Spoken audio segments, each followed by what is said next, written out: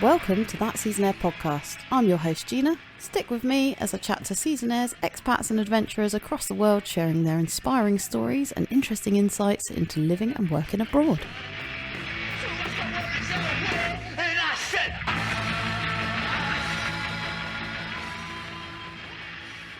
Welcome to part one of this two-part episode where I catch up with one of the masterminds behind DIYX Street Jam and more recently Castle Jam, the one and only Jacco Bos.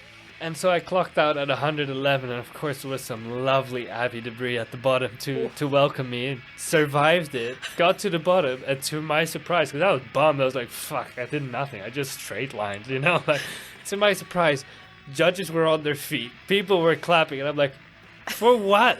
Like, did somebody else go behind me? Did I just miss something? Did somebody just did a massive error? And so apparently I learned that day that speed is good in free ride. Tune in as we hear the highs and lows of Jacco's journey and listen right to the end of the show as we get an insight into his competitive career, his experiences filming, as well as coaching, team management and event organising. And don't forget to stay tuned for part 2 next week. This podcast is supported by Dope Snow, who will be hosting one of their community rail jams over in Italy. The team hit up Alta Badia on the 27th of January. Check out the show notes below for their full events calendar and how to join the community. Here's the show. It's been a long time coming. Yeah, I made it hard enough for you. Jacco Bos, welcome to the show. How you doing? Good. Had a nice day. So made the most of a rainy day today. Thanks for coming in to see me and Thanks for having me. Agreeing to do this. So tell us a little bit about yourself. Where are you from originally? So originally I have a Dutch passport and my whole family is Dutch, but I spent quite a few years of my younger years in the States, far away from snow actually, in Texas. Oh really? Yeah, so definitely no snow there.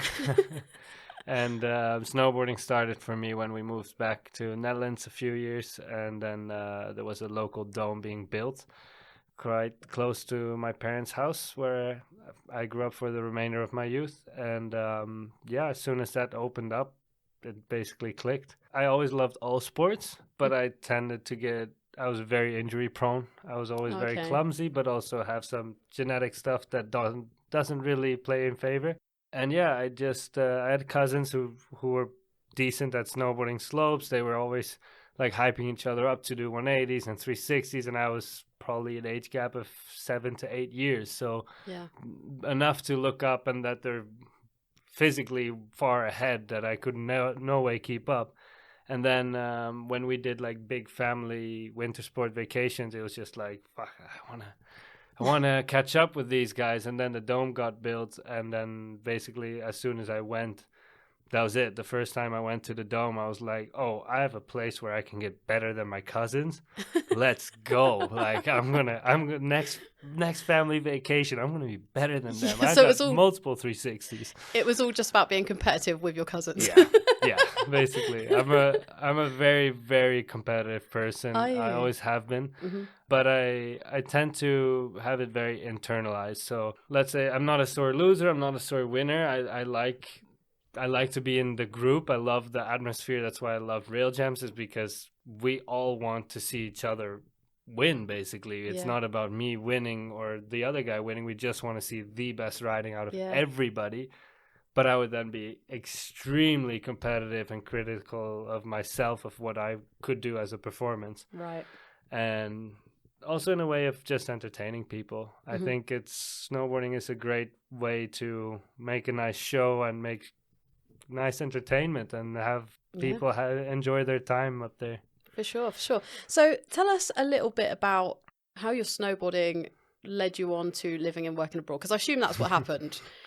So obviously, I rode dome all year round. Mm-hmm. You don't really get a break there. You can ride as much as you want. And when the first couple of years when it was open from 8 a.m. to 11 p.m. Oh, wow. So all day. So every day after school, I skipped homework, or I finished my homework in school and went straight to the dome, and I lived more in the dome than anywhere else. School or home was not a place for me that I enjoyed being. And one thing rolled in another, and once I was like finished with high school, I finished a year early, so I was 16, which in Netherlands is quite rare. Mm-hmm. to be done that early. And then I opted to start this college degree that after 2 weeks I was out. I was like, no way, this is not the right really? choice. Yeah. And then I basically had a year of working and doing trips back and forth. So as soon as I spent all my money on the trip, I would come back home, work, and make another trip to snowboard. This was all in the thought of like pursuing the dream, pursuing the professional career as a rider. And eventually then the year after, I started a different college degree, stuck to it a few weeks longer, almost 3 months. Mm-hmm. But then I was deeply unhappy. Really? That course of life was not for me, and I knew it very clearly. What were you studying? Mechanical engineering. Oh, wow. Okay. Okay. Yeah, so it was the course itself was not the problem. Like the material that I was studying, I found quite interesting. It was just that the lifestyle that came with it was far away from where I feel comfortable and the lives I want to live. Yeah. And for me, the time that we have on earth and how we spend it day to day is so much more valuable than a degree or the job you do or how you make your money or whatever. Is that something you kind of realized back then, or is that something that you now realize later on? No, I think I realized it really young. That's actually. cool, yeah. I guess it has some things to do with my family's relationships and how things work there and the greater family, like beyond my father's mom and sister. Just saw a lot of things, and because we grew up in the States and came back, we had this different perspective from the get-go. Yeah. So yeah, that just set me up to look at the world a little bit differently than most people, and I knew early on that how most people live is not really for me. That's not going to make me very happy. So yeah, I was doing the mechanical engineering degree, and one of my best friend, he just finished, I don't remember what it was, probably graphic designer degree, and he was he just got a job with Q Parks as a snow park shaper out here in Austria. And as always, they're always looking for more people, but I already was working in my dome as a shaper for 4 years, or basically head of the park for 4 years. And at that point, I was like, you know what?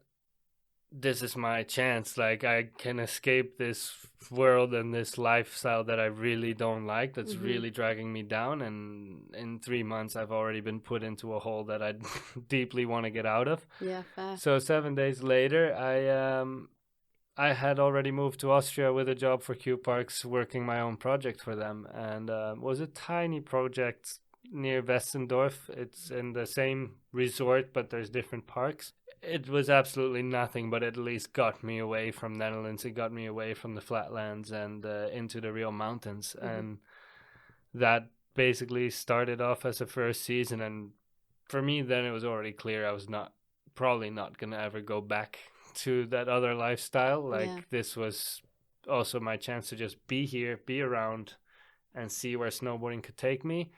And at the same time, also get more on my resume with snowpark building. I loved it. I've loved it from the start. Everything in and around snowboarding, beyond just being a rider, but everything that comes to facilitate the doing has always been super interesting to me. Yeah, cool. So is that when you went to do your first season? Yeah, that was my first season, and I was supposed to be working in a team of 4 or 5, I believe, but snow was terrible that season. So I ended up basically working the whole season alone. Oh, wow. Yeah, which... so you were shaping the whole park on your own? Or? Yeah, but it was a small park. Which park was it? It's called Seul. I know Seul. But yeah, it was nothing. Like, it was really not too special. I think I would do the reshape in 2 hours, and there was no local scene or whatever. So really?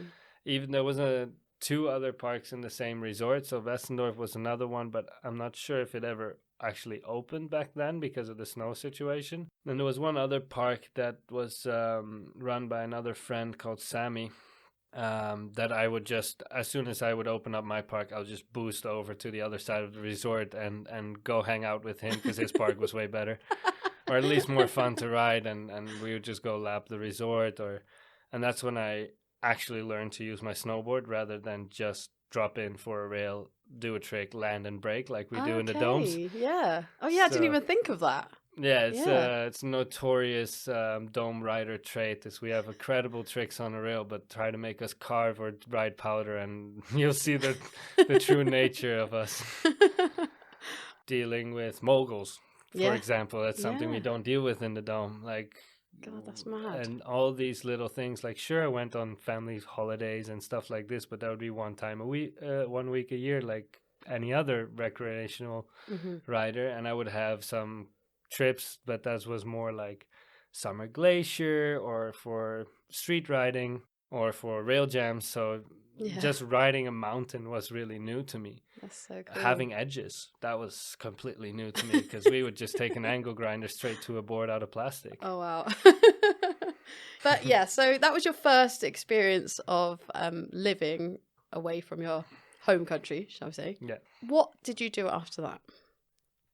Shoulder surgery in summer. Okay. Yeah, in between my first few seasons, I had a series of surgeries due to injuries from snowboarding that I had to get fixed up, and then I would just basically work whatever shitty job the job agency could give me in summer to get money for the next winter. I would go back to my parents' place, basically, which is a small village in the southwest of Netherlands in the middle of nowhere. First biggest city is in Belgium, which is an hour away, is Brussels.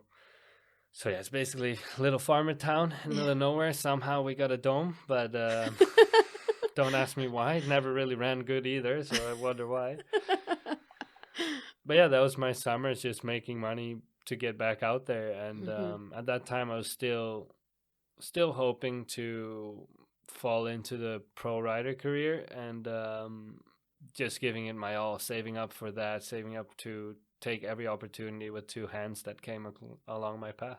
Just going back a little bit, you said that you have a real kind of passion for the shaping side of things. Is that something that just developed from shaping in the dome? And how does that differ from shaping on the mountain?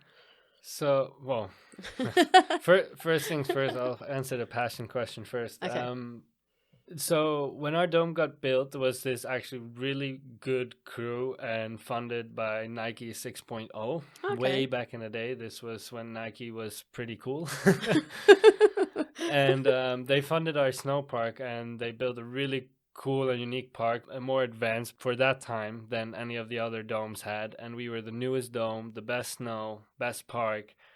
So the shapers had quite a prestige to it in our dome, and everybody looked up to them. They were basically skateboarders that, as soon as the dome opened, transitioned to snowboarding. Cool.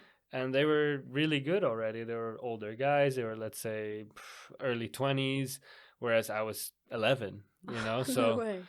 So for the first couple of years, our dome was really, really the place to be in the scene, even though it was far away for people. So mostly us locals had the biggest benefit of it all. Yeah. And in this time, it was almost an elite crew to be part of the shape crew. So to get your way in there would be like sick. I'm allowed to play a part in designing the park and building these things and having a say in what goes where. Yeah. And then the funding stopped. Oh no.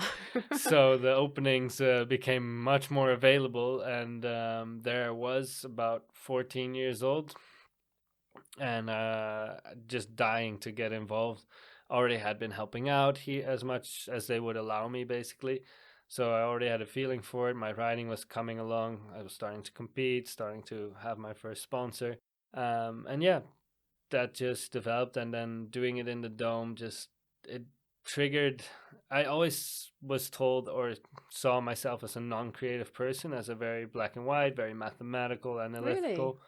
But the park building, actually, looking back now, was the very clear sign of the creativity that I do possess, and I now believe everybody can possess. It's just you need to find your way to express it. And 100%. Yeah. So that kind of is where it came from, and I just caught myself throughout all my high school, like most people doodle, and I was just designing jumps and obstacles always. Like that was, if I wasn't just taking care of my schoolwork so I could go snowboarding as fast as possible, I would just be designing obstacles. Yeah. And it's something that just came natural to me. Perfect. That's so cool. So then you went and did your season in Seoul, and were you competing at that time at all? Yes, Okay. which Q Parks was not too stoked with, because as the only person working the park, if I had a competition or I wanted to go to Laax for a week, Yeah, they had no one. yeah, at some point I was sick of them not hiring a second person, because they have plenty of budget to do so, but the snow wasn't there, the workload wasn't there. But I'm not going to work 7 out of 7 for a whole season long when I'm there to ride. So, yeah, I bounced. And I didn't tell them much either, because there was nobody in the park. That park could run for 3 days without a reshape and nobody would notice the difference. So, just one lifty would be like, hey, where were you the last few days? Yeah, I was busy. It worked out. Like, even one time the big boss showed up while I wasn't there and he called me like, where are you? I'm in Laax. Why? It's not like I lied to them or hid anything. They knew what they had, and the year after they asked me for a really big project back. So still think I did my job. Yeah, awesome. Yeah. So what happened after that? So the second season, I bounced around a little bit. First I was pre-season in Dachstein back when it still existed. Yeah, I've never heard of that place. By far the best glacier park that ever was in Austria. Yeah, it's such a shame we lost it. Global warming did its job, and they pulled the trigger on the park quite a few years ago now. Anyways, I was pre-season the year before it got shut down. I was there as a shaper, because everybody that moves up to be a head shaper in Q Parks of the bigger project has to do a pre-season in Dachstein back in the day. That was their like academy place. Really? But I got to ride so much that preseason. It was one of the best riding seasons ever. And close to the end of Dachstein, I broke my back. I had a double compression fracture. Didn't tell anybody about it. Didn't want to lose my position job and season. Yeah. Presumably you got the injury riding. Yeah, trying my first backed up 10 on a jump that was not ready for it. Oh, no. But did you just blame the jump? Yeah. Definitely the jump, not me. Okay. Yeah, I was 19 and just so hungry to get after it, and not always the best decision maker when it came to risk assessment. Who is at 19? Yeah. So then I got a project that I was really unhappy with, in middle of nowhere again, and far away from access to a highway to be able to go to competitions. The snow wasn't coming. So then I was like, hey, you better put me somewhere else or I'm out. This is not working for me. And then they put me, the head shaper of Superpark Plan, I don't remember for what reason, but he had to cancel on his season there. So they moved me there. And I actually had a really good season, but being a head shaper of a crew of 7, a park of 100 obstacles roughly at 19... Wow. was a big challenge, and I made my mistakes, learned how not to be a boss of people, and lost a few friends in the process that were in the team. But then again, if you party till 6 a.m. and you gotta open up the park at 7:30, yeah, I'm not gonna cover for you. I'm gonna pull you out of your bed, and they did not appreciate that. But the first youngest person in the crew was 24. So the age gap definitely was a challenge for me as well, to just have people to do their jobs. Basically, we're all there on a very low payday. I think that's no secret in the Seasonaire's life. You're here to live it, not to earn lots of money. Exactly. So you were 19 and your staff were all older than you, is that right? Way older, yeah. So God, that must have been quite difficult. I think the oldest was 32 and the youngest, the first one after me, was 24. So, okay. Yeah, it was tricky, but I think most of them I still run into sometimes now. Okay. And we all look back fondly. Like it's even there's a few guys from Dachstein where I was just a shaper, but being prepared for head shaper. There's a few guys of those crew that I still hire nowadays in the events that I do. Really? Oh, cool. That's really it's full circle still. Yeah. After that season, what was the plan after that? That whole season was in total an 11-month season. How? I started early September in Dachstein, and I ended end of July mid-August, end of July in Dachstein again. So it was Dachstein and Schladming, Planai, are one. Because it's a glacier. Yeah, one Right. company, but one is the normal resort and one is the glacier. So I just kept it going as long as the money would last. But I also blew up my right shoulder, so I had my left shoulder done the 2 different summers, 2 different surgeries the years before. And then jokingly, when I left for pre-season, I was like, oh, well, how would it be if I blow up my right shoulder this year? Oh, yeah. Tempting fate. should do that. But yeah, I learned my lesson. I blew up my right shoulder even worse than my left ever was. Oh, God. So after my money ran out, went back to Netherlands, got surgery, and got back on my feet in record pace, and had some preseason dome laps, and then it was time for me to go to Laax. And awesome. there I tried to get into the park crew, but that's quite difficult in Laax. They tend to want to know you, and like you have to get approved by kind of everybody in the team. Really? I don't know how it is nowadays anymore, but back in the days it was really, really tough, and rightfully so. Like they were the standard of Europe, if not globally, of what a snow park can be. And I think you should safeguard that team that provides it and that takes care of that. But yeah, that moved me on to gastronomy, which I had dabbled in summers anyways, and I kind of enjoy working in gastronomy for some time.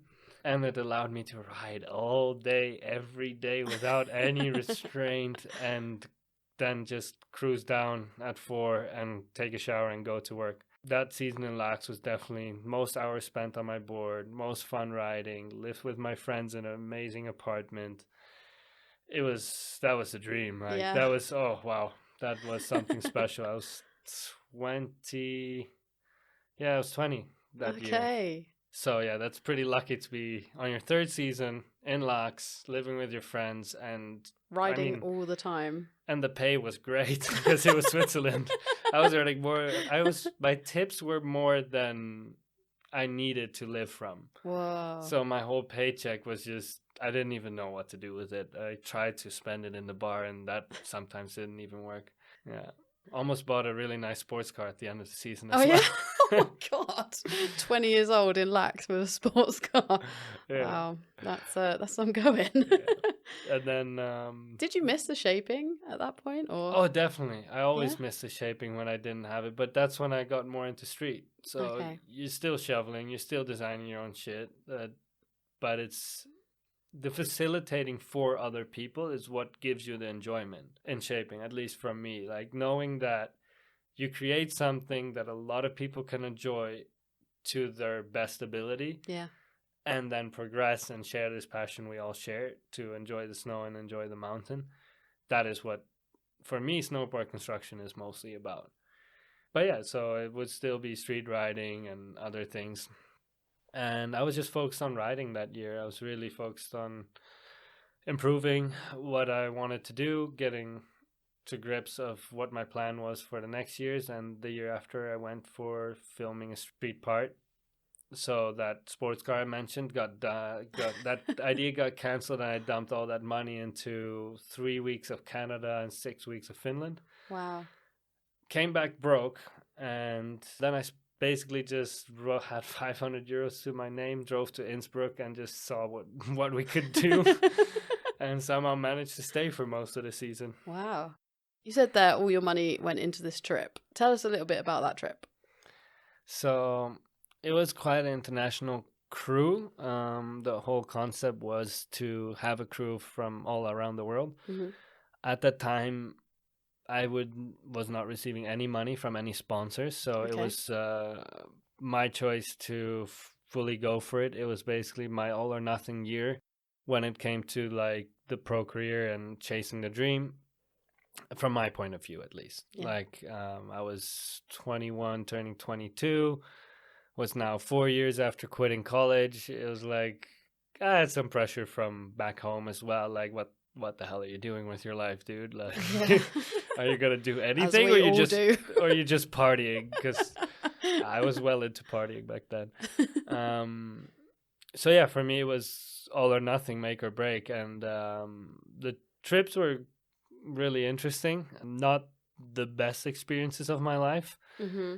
And yeah, I probably would have done it again. Yeah. Exactly how it went. Would have spent all the money again, because it's a life lesson and you never should look back on it with regrets. It's something to learn. Mm-hmm. Riding wise, definitely did not do what I wanted, because day one on the Canada trip, I unknowingly for the whole trip until I came back to Europe, I broke my shoulder blade and severely bruised 5 vertebrae in my spine. Oh my God. So like I basically, you know, those American, how do you call them? The electricity poles? Yeah. Yeah, basically full speed winched into that, and my shoulders touched. Oh my God. Don't ask me how my shoulders touched, but my whole upper body just collapsed, and like I hit it dead center straight on my shoulder, and my whole body just folded in. And still was shoveling for the next 2 weeks, every spot, every day, filming, shoveling for the other guys. And the last 3 days, I got a few more clips in, a few more writings in. But yeah, Canada spots are different than Europe. Things are big. Nothing is small. Nothing comes in small size. Oh, really? So, and I loved it. Like, that was Yeah. my type of riding. And I was really bummed that I had to miss out on so much of the trip, because I was in pain. To be fair, I tried the next day after to ride another spot, and I just took 3 slams straight in a row to the same shoulder. Oh my And God. I was like, yeah, no, I'm good for the next few weeks. Like, second day after the slam, it was like, no. I had 1 day off, I think, and then I went back to shoveling and filming. Oh my God. What is it with snowboarders that are you missing some sort of chip in your brain that says, Yes. I'm injured, I must stop? That just doesn't. No, it never did. I think if you'd go back into the Dutch riding community, Dutch freestyle dome scene, Mm-hmm. everybody knew me as the guy that's always injured, but still throwing like he never got injured once in his life. And yeah, it was kind of, I owned that as well. I liked that reputation. I had maybe a sense of invincibility, but more the sense of, it doesn't matter how hard you fall, you get back up and you keep going. For sure. And I think this is also that inevitably brought me to the riding level that I ended up with, or am riding with. I feel like I'm not riding at the level I was a couple of years ago, before I started my own business, because that takes a lot of time and a lot of days away from riding. But I can imagine. But I'm very proud of where I got. Yeah. So Yeah, well, we will get onto that. We'll get there. But first, where were we? Where were we? Do you know what? Actually, I might just stop for a minute, because I actually asked a couple of your friends if they had any questions for you. Oh dear. This one is from Stu Innes, who actually nominated you to come on the podcast. He is part of the Slash team, of which you are team manager. Is that correct? Correct. And he has said, hang on. Also fellow snowboard and trick nerd. Okay, you ready for this? Hi Jacco, it's Stu Innes. I was wondering if you'd like to tell everyone about your converted camper van and the time it crashed into a wild pig somewhere in France. Oh yeah, wow. That's more than a story of just about driving to France. Fuck. Do you want to share that? Yeah, no worries. Have you just been All right. stitched up? I'm just trying to understand how to make this short enough so we don't have a second podcast. So yeah, I had a camper van, or a van that I converted to a camper for about 9 months. I dumped, once again, I had saved up quite some money. At the time, I had a pretty nice car that I traded in for this van, then dumped more money into it to make a camper van. So it was all my savings were into that. I was expecting to have that thing for a long time and hopefully sell it for a little bit extra. Took it on a season for basically Innsbruck and street riding. Mm-hmm. That was the first COVID year. That ended up being the first COVID year. Okay. So we're skipping forward a little bit here. Yeah, well, not that much. So I had my Laax season, then the street season, and then I ended up in Innsbruck. And that year after is this. Okay. The camper van story. All So right. it's there. Just we're skipping summers. We don't do summers. I had a surf camp summer in betweens there. Funnily enough, my housemate, she asked me who was coming in today. I said, Jacco Bos. She said, I was at a surf camp with him. There you go. Yeah. One time in a surf camp for one summer. Yeah. There we go. Anyway, moving swiftly on. So yeah, surf camp, then got myself a camper. And basically just cruising around Austria from pre-season on. And I went to Livigno and around, or we went to Sevilla, actually. That was the plan to film Street there, but snow didn't work out. And then we had a common friend that was in Livigno, and snow was great there. So we're like, all right, let's go. Let's head over there. We were there for a week, and then like when we headed there, the whole COVID thing was starting to pop around, and I don't know where it was. It wasn't in Europe just yet. Fast forward 7 days. If you remember where it started in Italy, because it started in Italy in Europe, it was in Livigno. I heard it was Ischgl in Austria, but yeah, that was kind of simultaneous timing there, but yeah. Depends on which country you watch the news where it started. Exactly. Because I spent my time traveling through COVID and, anyways. Don't even get me started on COVID. we were COVID refugees, Dudley. We heard as we were riding a spot that, oh shit, they're gonna close borders. Like, what? So we drove, after finishing up on the spot, we packed our shit and drove back to Innsbruck. Little did we know, next morning, 8 a.m. So we crossed the border probably 1 a.m. 8 a.m. there were concrete barriers on that highway that we used. I was like, oh shit, this shit is real. Anyways, I had to get to my sister's wedding in New Zealand. Oh, wow. Okay. Just a small journey then. Yeah. But I had my first dog, Nana, which probably some people know about in this area. And we had to go bring her to my ex-parents-in-law in Spain.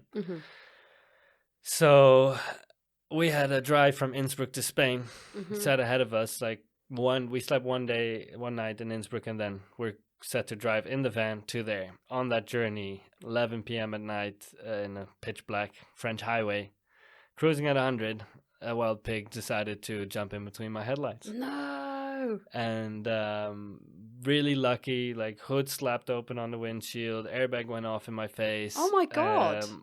Everything was off. No power steering, no brakes, nothing, no engine, everything done. And by the time I slapped the airbag down, the speedo was still at 100, even though the van couldn't go faster than 100. But we didn't speed down anything by the impact. Oh my God. So without any lights, in the pitch black, I somehow managed to stop it on the emergency lane. Jesus Christ. Fast forward a little bit, we got towed. We had to sleep in that van in night in some like towing center place, like where in between tons of other crashed cars with my dog, with my ex. And it smelled like burnt pig and hair and oh my God, explosion that's of the airbag. So that was an experience. But we still were on a schedule to catch our flights to New Zealand. So it was a roller coaster. Ended up in New Zealand. Got stuck in New Zealand for 5 weeks due to COVID lockdowns. Oh my God. And then I came back home. No car, no job, because I just started my business and that was all event stuff. So that was done at the time. No. So it was an interesting time of my life, to say the least. Quite the challenge. Yeah, thanks, Stu, for that question. Bring up the dark days.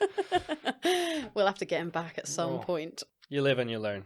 Life always has funny ways of showing us the lessons we need to learn. So it certainly does. Absolutely. Going back to your journey then, you've done the Canada trip? Yeah, Finland as well was after that, but not much to add on. It was a similar story to Canada. Got injured early on, didn't make the most out of the riding I wanted to. Yeah, difficult situation in general, and gave it my all, but learned that it's not as easy as it looks in the movies. I ended up in Innsbruck that season, and I was just riding the local like rail jams and rail events and Gyp City and Kufstein and that kind of stuff. Then we had the summer with the surf camp and the winter with the camper van, which was again all street focused because I had just started working for myself. I no longer wanted to work for companies that pay me very bad, that I had to work for most of the day and didn't get as much riding. Little did I know that's working for yourself means you get even less riding. You only get to choose when you get up, but it's pretty valuable to me. Tell us a little bit about some of your street projects. What was the most memorable one for you? So that would be the following winter that we're just arriving in now. It was not really planned, and that's also where the name came from. It was From Scraps was the name of the project. And it was basically just coincidentally the guys that we mostly rode with together as a group in the park, like just your homies that you'd hit up, like, hey, you riding today? All right, which one? All right, let's go there. We all wanted to film street. We all thought we were filming for different projects and different things, and all just wanted to get out there and do something.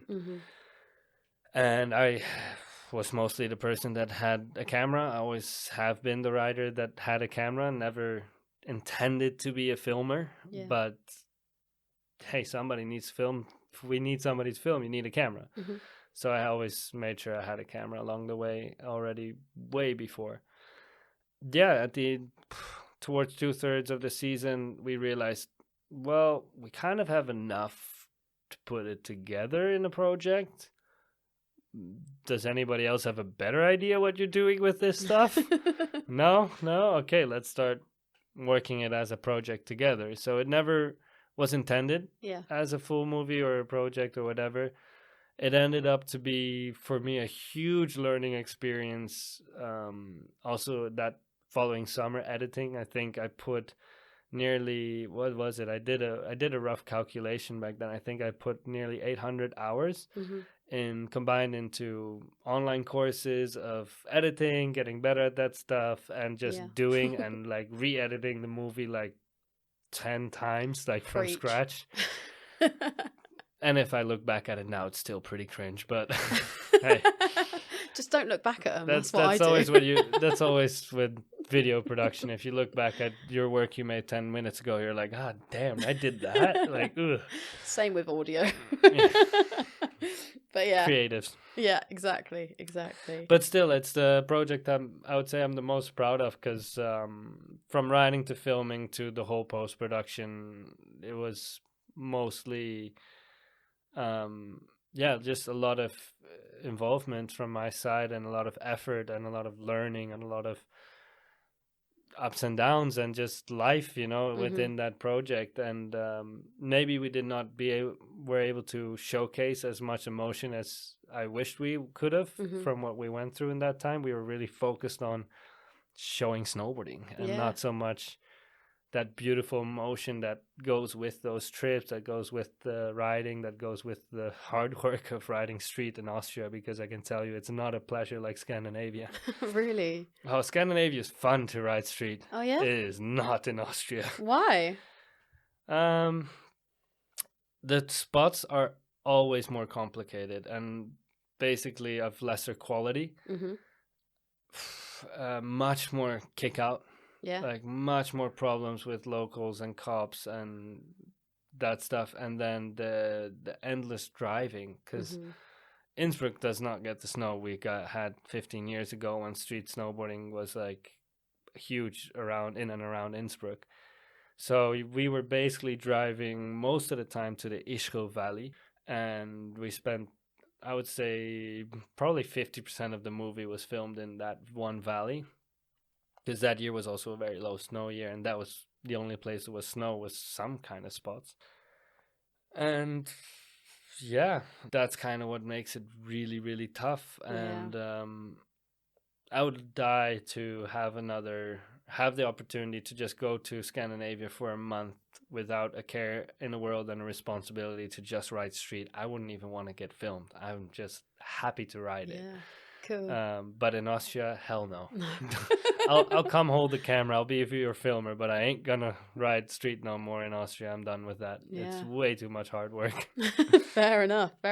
So, what was the name of the movie again? So the title is From Scraps, and it was under my old web series / production that was called Daily Chaos. Okay. So that's let's say the project I put the most effort in, and I look the most fondly back to. Yeah. Where did you head to next? Yeah, another Laax season. Okay. But I think I had less than 20 days riding that year. Oh, really? Chose the wrong job. As simple as that. Yeah. Just got maybe a little bit lied to with how much work they were offering versus how much they actually expected. Okay. And just got stuck in a job and didn't really get to ride, and had some other responsibilities in life that were more important at the time. And that's, by the end of that season, I was really, really dedicated, like, okay, now never work for a boss again. Because I had a really nice offer at the end of the season to be a bar manager of a bar called Il Pub in Laax. So it's in the Rocks Resort, straight at the bottom when you come all the way at the bottom from the park, which was a pretty good deal and quite interesting because, again, I enjoyed working astronomy. And I enjoyed working for that last boss because I had switched by the last 5 weeks of the season. But it was time for me to take that new step, new direction, and start living the life I truly envisioned and dreamed of, which is being my own boss. So how did you go about that? What was the plan? What were you going to be your own boss in? Wing it. No, so as mentioned, I was filming already for quite a while, never took it serious up until the summer before, and then invested a lot of time and some money into the courses to understand it better. So filming was a big part of my business. Back then, I also had started up my first indoor events, which really drew me to the whole event concept, but that always was in combination with special snowpark setups. Like, I used my event as an excuse to basically build crazier shit than you're allowed to in a normal park. Smart. So that was a good excuse to get back into the park shaping after many years as well. And let me think, because it started off a little bit different than where I'm at now. Okay. In certain ways. I think this is also around the same time that I met Gigi Roof. We just connected as two people and two persons do, and we really vibed off each other and respected each other. And I've always dreamt of being a team manager, just for the sake of trying to help riders in a way that I never felt helped as a young rider who was desperately asking questions to team managers like, what can I do? What do you need me to do? How do I climb the ladder? Like, give me some advice. What do I need to do? And there was just, nah, just ride. It's like, I know that's not the answer. But I don't know what the answer truly is. You needed some direction. Eventually, years later, you get older and wiser and hear some more things from the industry and understand the bigger picture a little bit better. So after a year or two of knowing Gigi as a rider for him, I basically worked my way into telling him that I was going to be his team manager, which was a funny situation, but he's always appreciated very much since. And I just love to do that as well. So that was a big it's part of my business, but it's also a big passion project, as simple as that. And then I do some private coaching. So it's basically four different jobs combined. For anyone that doesn't know, Gigi Ruff is a pro rider who has the company /snowboards, correct? Yes. Okay. I would say legendary pro rider. He's 42 now. So young. Currently, very young and still riding at absolute crazy level. You might have seen him in recent natural selections and that kind of stuff. Anyways. And schnitzel time. And not to forget in Austria, damn. So like the events that I did indoor really popped off, and I think for me something became very clear when I started doing that, because filming, it was fun, but I tried some things outside of snowboarding and I hated it. Cinematography was not a deep-rooted passion. It was just the passion for seeing snowboarding on film. What kind of things were you trying outside of that? Random advertisements and like people like doing like TED Talks, but smaller. I don't know. There was some random stuff there. But I basically just like extreme sports, and I tried a movie video clip for a rapper, and all this thing. It did not work out the way I wanted to. Like I was not very impressed with my own abilities, let's say. I saw it as basically testing the waters into where these different things might lead me to. And it was a good way to basically tick off boxes like, okay, that's not it. That's not it. And then I ran into organizing my events. The events got received extremely well. Mm-hmm. I think the mindset with which me and the other organizers did it with was very true to the heart and true to what every snowboarder loves, and just brings it back to community, brings it back to the purest form of riding. Mm-hmm. There is an element of competition, but nobody knows who's judging when or where or how. We had some really cool prizes, and it just went off. And this was a video, also like kind of a video media based event with a special snow park. And this is where I think everything kind of started aligning for me. I started realizing that the things, the skill or the personality traits that in other jobs would hinder me and render me less functional were all making sense in event organization. And this is something that I guess got recognized, and just the whole package of riding street, riding, filming, and doing events eventually led me to what now is known as Street Jam, Mm-hmm. or Castle Jam, current year. So that's where I think for myself, I found my actual talent in life. Mm-hmm. And I so desperately wanted it to be snowboarding itself. But well, sadly, like competitive, yeah, or like riding, basically. Riding. You wanted it to be riding. I truly longed to be a pro rider, but I feel like now also wiser is that the people that do it for that intention or with that drive, Mm-hmm. most of them don't make it. Yeah. Because it's not about the pure sense of enjoyment of the doing. It's a result-based mindset rather than a experience-based or purpose-based mindset. So I was always hunting to prove myself worthy of that level. And it just didn't work out. And also towards those latter years, what I started in competitive rail jams was suddenly tanked. Like I suddenly we always joked that I would win warm-ups, I would win training, but then then I had nothing left in the tank for the rest of the competition. And when I was younger, I excelled at competition. That's when I outrode myself. So there was a clear shift of like, oh, this is not going how I thought it would. And then the event thing happened, and it was like, maybe this is what I'm meant to be doing. Yeah. Maybe the riding is just, it was fun, and I still damn well love it, and I love pushing myself as I do with anything that I do. But definitely I'm not keeping up with the new guys on the block. Holy, I can't do it. Yeah. I don't want to be able to do it, actually. Like, No. nah, it's gone too crazy. I'm good. Bigger chips missing in the brain. Or less chips missing in the brain. I don't know. Well, pick your medicine, I guess. Yeah. But yeah, like I'm sure your injuries have probably had an effect on your riding over the years as well. I think there were two injuries that basically hit the last nail in the coffin for me from the riding perspective. But up before that, I already had, throughout my riding years and competitive years, I've had quite a few concussions, and I wasn't actively aware that I was getting more fearful, but I was starting to notice that I was no longer willing to take certain risks that in calculated risk ways you just need to be able to take to push yourself. And I was no longer willing to. And that also, so I was no longer pushing myself to the maximum when I was riding. I was just pushing myself to 80-90%, which to me was not enjoyable. Okay.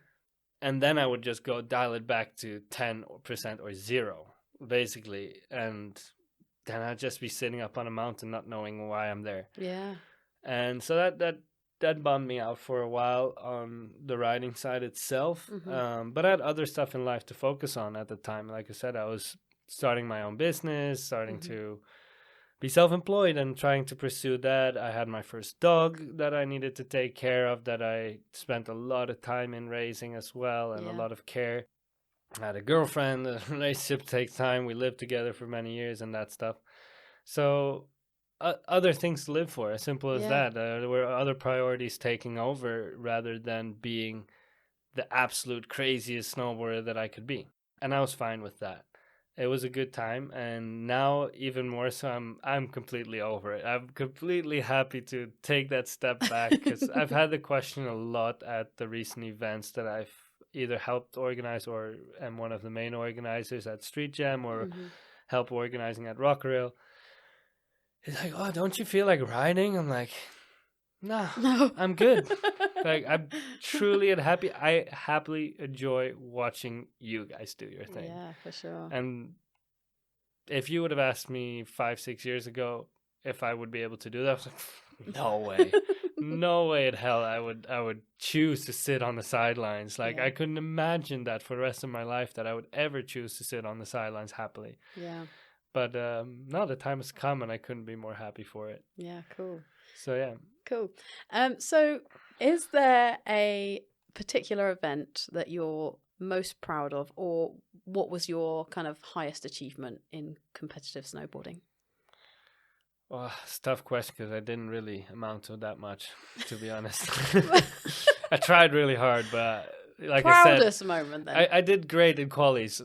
Finals were not my thing. couldn't seal the deal very often on comps.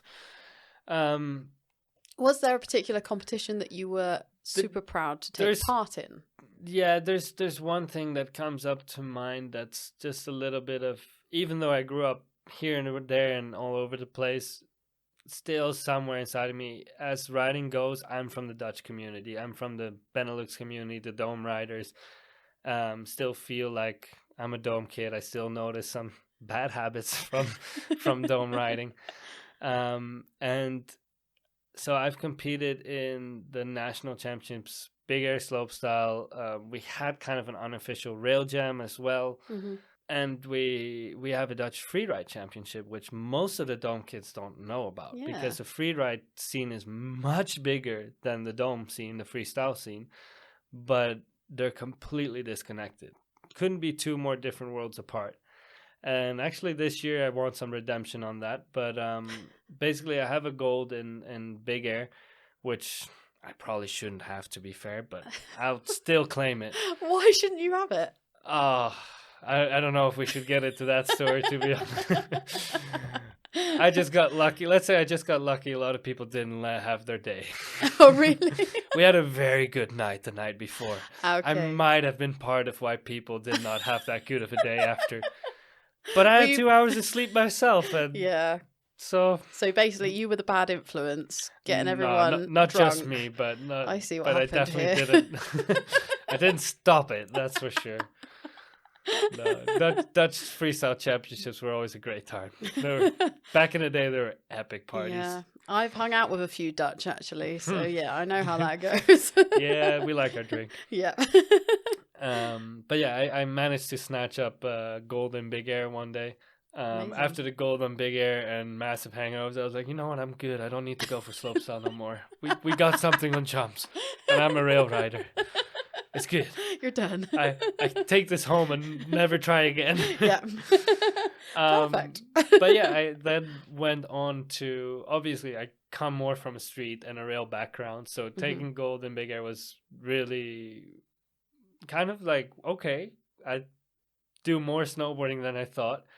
And then a couple years ago, I think 2 years ago, maybe 3, I dabbled my toes into freeride championship. Yeah. And I've never felt more discriminated. Oh, really? As a freestyle rider. They were not stoked. And definitely not when I asked if they should know if I want to drop in switch or regular. And they looked at me like, why the hell would you want to drop in switch? I'm like, because I'm doing tricks. Like the tricks? That's disgusting. Get out of my face. All right. Then you guys just decide whether I ride switch the whole run or just the first few meters. Not my problem anymore.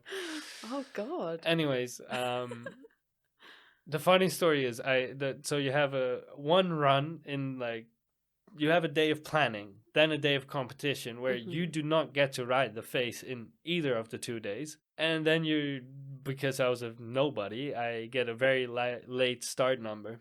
I had set out to do this little rock jump into a chute. Quite wide chute, nothing too spectacular.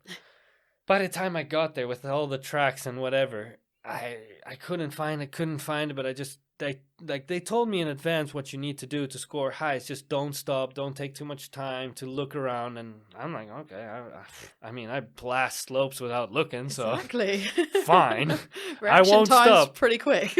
And so when I finally spot the rock, I'm in the right place, just already dead still on top of it, and it's like 1 meter high, and I thought it was like 3-4 meters high from looking from the valley and below. I was like, well, that's disappointing. So then I was bummed that I just straight away just pointed it dead straight down the chute. And I had my GPS tracker on because I just was curious. I'm curious about stats. I am a massive nerd myself. I might not always seem like it. But and so I clocked out at 111, and of course there was some lovely Avi debris at the bottom to welcome me. Survived it, got to the bottom, and to my surprise, because I was bummed, I was like, fuck, I did nothing. I just straight lined, you know? Like, to my surprise, judges were on their feet. People were clapping, and I'm like, for what? Like, did somebody else go behind me? Did I just miss something? Did somebody just did a massive air or something? And so apparently I learned that day that speed is good in free ride, and I do speed very well. So awesome. I got through to finals, and then it was slightly different phase with a lot more inviting little jumps and little things that I was like, wow, this is side hit mecca. Like, let's go. Now I can show some freestyle stuff. So I had some 360s in my run and whatnot, but there was one sizable cliff drop at the end.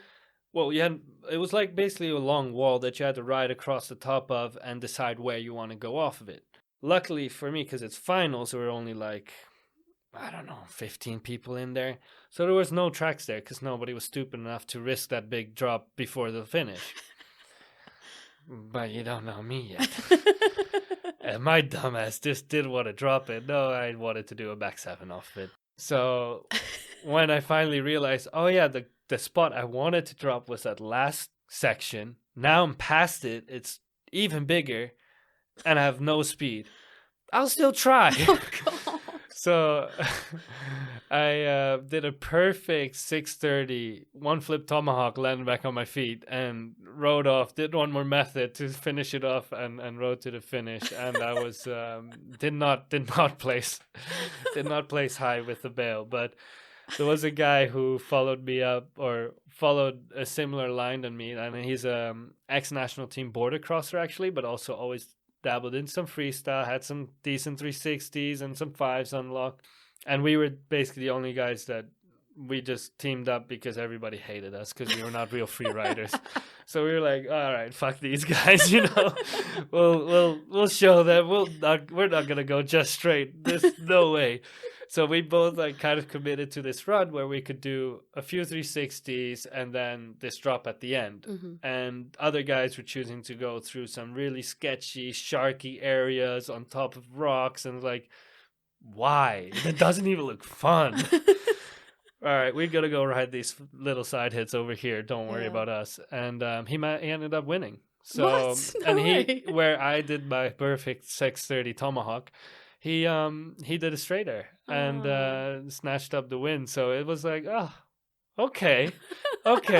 So speed or tricks, but minimal tricks. Don't need to push it that hard. So, and then the last few years, I was just way too busy working. I've been head over heels with so much work and loving it. Don't get me wrong. My jobs are really epic and cool projects. But this year, I prioritized riding a little bit. And I've put the Freeride Championship back on my calendar. Oh, yeah? Because I want some redemption. And I've already been putting in some work on the jumps and Meyerhofen the last few days. Like, I want to get a proper redemption and ride the way I want to ride, and hopefully conditions will allow it, because if it's sketchy snow, then there's not much spinning involved. No, that's epic. That's so good. So yeah, the combination of being a street rider, having a gold in Big Air Nationals, and then trying to hopefully getting a gold into Freeride Nationals, that for me, as somebody who came from a dome with no idea how to use a board on a mountain, this is like a huge competitive accomplishment. Of course, I loved competing in rock rail back in the day and that kind of stuff. Yeah. But facilitating it nowadays means more to me than competing back in the day. So that's awesome. Be sure to tune in again next week as we deep dive into DIYX and hear how Jacco hopes his recent involvement with the FIS will have a positive influence on the future of competitive snowboarding. So I'm going to ask you another question from one of your friends. Let's go. And this time is Mr. Ethan Morgan. Oh no. Yeah. He said, as always, thanks to Mike at Mike's Sports Bar for the studio space. Thanks to sponsors Dope Snow. Thanks to Mondo Wave for the music. And thanks to you guys for tuning in. See you all again next time.